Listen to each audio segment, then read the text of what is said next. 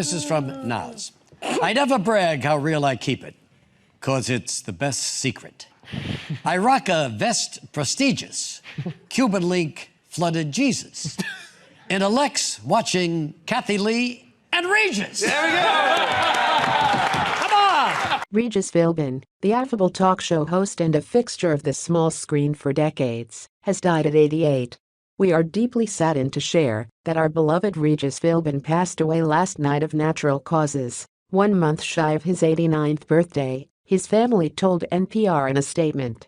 With his larger-than-life persona, Philbin cultivated an air of informality on his talk shows, well known for the amusing banter he shared with his co-hosts.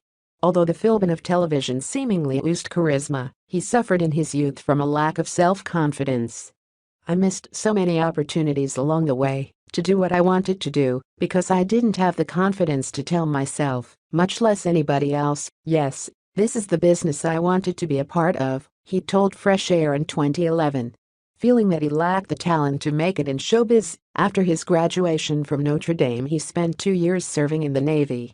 On his last day, a major in the Marines asked Philbin what he wanted to do with his life.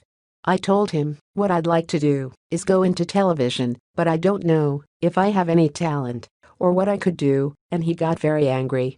He said, well, what do you mean? Don't you know you can have anything you want in this life if you only want it bad enough? Do you want it? And I said, Major, I'm not sure. And he boomed at me, do you want this?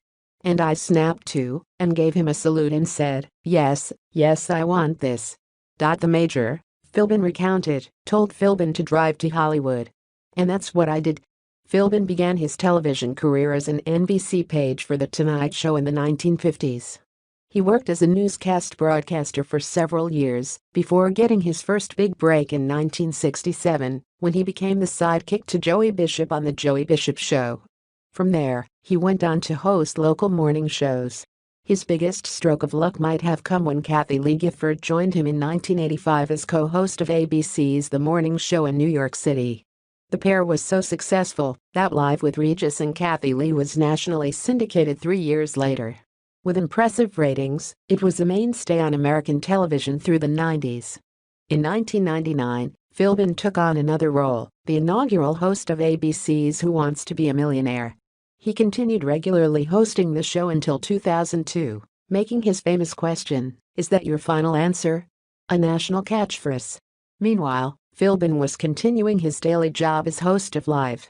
After Gifford left the show in 2000, Philbin went through several guest co-hosts before soap opera actress Kelly Ripa was chosen as his permanent partner in 2001.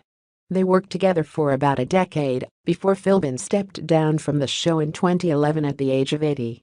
By that point, he held the Guinness World Record for the most hours spent in front of a television camera.